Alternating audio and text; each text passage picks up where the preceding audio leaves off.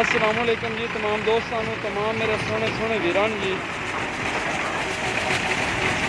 मैं जनाब मोहम्मद आसिफ खिची अज जनाब अपने बिरावां नूं दोस्तां दिखावन लगे हैं जी टोके मशीन की परफॉर्मेंस। और आपां ड्राइवर नाल गलबात भी करांगे कि चलाउण विच किन्ना को आसानी है या मुश्किल है, या इनका फी एकड़ ते खर्चा किन्ना है। बाकी जिमें कि दोस्तों देख रहे हो, एक बूटा मशीन की कट्टी कट्टा हुआ वड है, तो ये पराली जी है सेल भी हो जाती बारिशा लगन की वजह तो। बस मेरा ख्याल है पराली खराब हो गई, जिंदी वजह तो ये खिलारी आंदा है। बाकी मालूमात आपां नूं ड्राइवर को मिलेगी जी। इनका खर्चा किन्ना है, इनकी मेनटेनेंस कोई ख्याल है इनका। और जिमें कि दोस्तों देख रहे हो, ये ट्रैक्टर है जनाब 375, मेरा ख्याल है 9 मॉडल। टोका भी मैंने काफ़ी वड्डा लग रहा है, क्योंकि जो टोका मशीन है जी ये काफ़ी देखे ने, कोई छोटे होंगे ने कोई वड्डे होंगे ने। ये मैंने काफ़ी वड्डा लग रहा है जी आम टोकियां तो। बाकी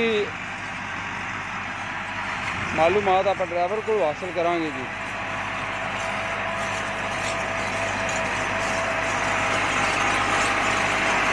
ओके जी।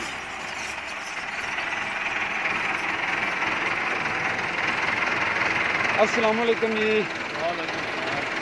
भाईजान अपना तारफ करा दो दोस्तों। नईम अख्तर मेरा नाम है जी। अमले के सुहाग रहना तो मोहम्मद सदीक खिची तो खिचिया खूट वहाँ जी जी पिंड साडा अमले के सुहाग है। ठीक हो गया। मैं टोका लिया तो बनवाया मैं जम्मू बछड़ी चो अल हक का शगीरद है जी जी उनके को बनवाया। पहली गल तो उन्होंने मिस्त्रियों का किन्ना बनाया, जरे लात वाला किन्ना तैयार किया, उन्होंने शुक्रगुजार हाँ कि चीज़ इन्हें बहुत अच्छी तैयार की है। इनकी वजह तो जमीन जल्दी टाइम ना तैयार हो जाती है और जी पराली सड़ जाती है, मौसम की वजह तो भी बचत हो जाती है, तो मौसम भी किसी जमीन भी जल्दी तैयार हो जाती है। ठीक हो गया। दूसरी गल यह है कि टोका हमेशा तो 6 तो 6.5 फुट बनता है। मैं 7 फुट बनवाया क्योंकि मैं रेंट से चलाऊंगा। अच्छा। और मैनू आपकी मशीनरी से मान है कि 7 फुट बनावन इनते लोड बहुत ज़्यादा है, लेकिन मैनू आपकी मशीनरी से मान है उनकी वजह तो मैं 7 फुट बनवाया क्योंकि मैं रेंट से कितना ज़्यादा गैप जाएगा, मेरा प्रॉफिट ज़्यादा आएगा, खर्चा कम हो। ठीक हो गया। अच्छा भाई नहीं मैं मॉडल केड़ा ट्रैक्टर मॉडल है 9 मॉडल है। तो ये तकरीबन पर एकड़ का खर्चा कितना कर रहा है टोके? तकरीबन 4 लीटर। 4 लीटर तो केड़े गियर में चलाते हो? पहले हाई है। ये छोटे बड़े गियर में भी चलाना पैंदा या पहले चल सकता है, लेकिन हाई दूसरे पहले तो दूसरा नहीं हो सकता, तो पहले तो चौथा लो हो सकता है जी। ठीक पहला हाई, दूसरा नहीं हो सकता हाई। ठीक हो गया।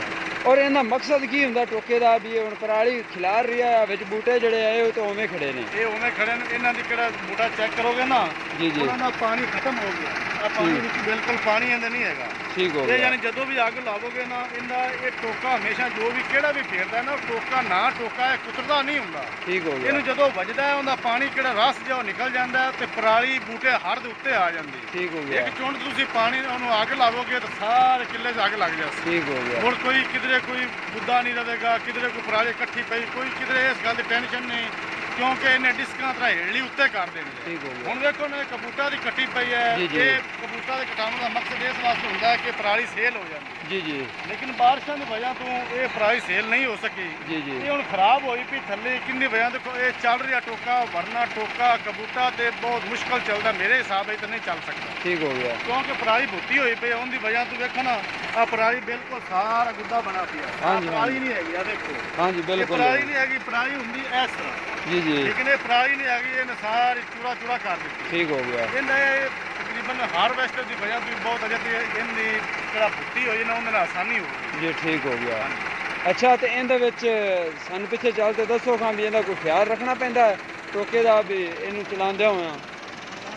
ख्याल ये रखना पैंदा है। आ देखो ना आ हुण गुद्दा आया जी, ये तो छोटा अगर इस तो बड़ा आएगा ना जी उन्होंने थोड़ा हटा लो, चाह तो लगाओ हाँ गरारी मरी जाती है। ठीक हो ये गया। गरारी सेट खाली पूरे टोके का मुल है 24,000 रुपए का है। ठीक हो गया यानी कि 16 ਤੋਂ ਰੱਖ ਤੇ 24,000 ਤੱਕ ਇਹ ਬਕਸਾ ਹੈਗਾ ਜੀ। ਅਗਰ ਇਹ ਤੁਸੀਂ ਖਿਆਲ ਨਹੀਂ ਰੱਖੋਗੇ ਹੱਲਾਂ ਡਿਸਕਾਂ ਦਾ ਕੰਮ ਨਹੀਂ ਹੈਗਾ। ਸਹੀ। ਇਹ ਬਹੁਤ ਟੈਕਨੋਲੋਜੀ ਦਾ ਕੰਮ ਹੈ। ਡਰਾਈਵਰ ਵੀ ਕਿਹੜਾ ਨਾ ਸਮਝਦਾਰੀ ਨੂੰ ਚਲਾ ਸਕਦਾ ਹੈ, ਹਰ ਬੰਦੇ ਦਾ ਵਾਸਤਾ ਰੋਕ ਨਹੀਂ ਹੈ। ਠੀਕ ਹੋ ਗਿਆ। ਤੇ ਇਹ ਆਪਣਾ ਕਿਹੜਾ ਮੇਨ ਚੀਜ਼ ਇਹਦੀ ਆ ਹੀ ਹੈਗੀ, ਸਿਰਫ ਇਹਦੀ ਵਜ੍ਹਾ ਤੋਂ ਖਿਆਲ ਰੱਖਣਾ, ਹੋਰ ਇਹਦੀ ਕੋਈ ਐਸੀ ਮੇਨ ਚੀਜ਼ ਨਹੀਂ ਹੈ। ਠੀਕ ਹੋ ਗਿਆ।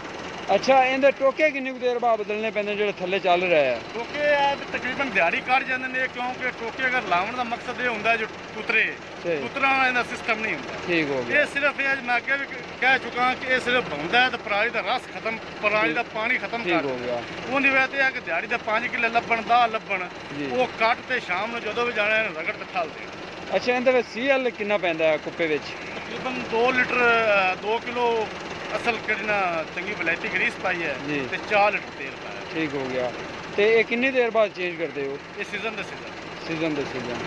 ਤੇ ਇਹ ਦੋਸਤਾਂ ਨੂੰ ਇਹਦੇ ਬਾਰੇ ਕੁਝ ਕਹਿਣਾ ਚਾਹੋਗੇ ਵੀ ਅੱਛੀ ਚੀਜ਼ ਹੈ ਜਾਂ ਮਸ਼ਵਰਾ ਦੇਣਾ ਬਹੁਤ ਚਾਹੋਗੇ? ਅੱਛੀ ਚੀਜ਼ ਹੈਗੀ ਹੈ। ਇਹਦੀ ਵਜ੍ਹਾ ਤੋਂ ਤੇਲ ਦਾ ਕਿਹੜੇ ਆਪਾਂ ਉੱਤੋਂ ਜ਼ਮੀਨ ਤਿਆਰ ਕਰਨਾ ਹੈ, ਕਿਤੇ ਸੀਨ ਡਿਸਕਾਂ ਦੇ ਤਰਾਏ ਲੱਗਣੇ ਨੇ ਉੱਤੋਂ ਹਿੱਕ ਵੀ ਲਾ ਸਕਦੇ ਨੇ। ਸਹੀ।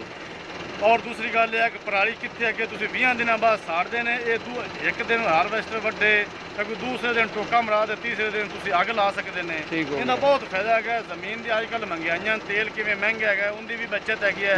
ਵਾਹ ਜ਼ਮੀਨ ਵੀ ਬਹੁਤ ਜਲਦੀ ਤਿਆਰ ਹੋ ਜਾਂਦੀ ਹੈ, ਕੋਈ ਗੰਦ ਪਹਿਲਾਂ ਸਾਰਾ ਸੜ ਜਾਂਦਾ। ਅੱਛਾ ਇਹਦੀ ਕੀਮਤ ਨਹੀਂ ਤੁਸੀਂ ਦੱਸੀ ਵੀ ਤੁਸੀਂ ਇਹ ਜਿਵੇਂ ਕਿ ਦੱਸ ਰਹੇ ਹੋ ਵੀ ਇਹ ਆਮ ਟੋਕਿਆਂ ਨਾਲ ਵੱਡਾ ਹੈਗਾ, ਇਹ ਫਿਰ ਤੁਸੀਂ ਕਿੰਨੇ ਦਾ ਖਰੀਦਾ? 1,25,000।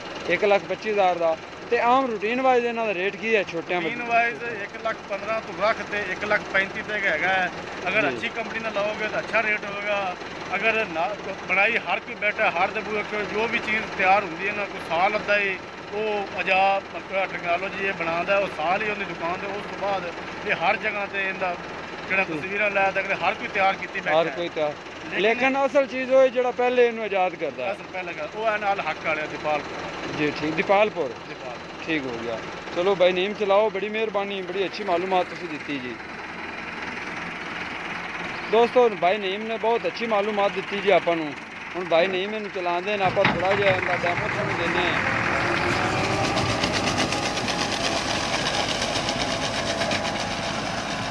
जिवें कि दोस्तों देख रहे हो ना, पराली सारी चुक के ते बूटियां दे उत्ते सारी खिलारी आउंदा है, यानी कि तुसीं जदों अग लगाओगे तो जनाब सारी पराली सड़ जाएगी।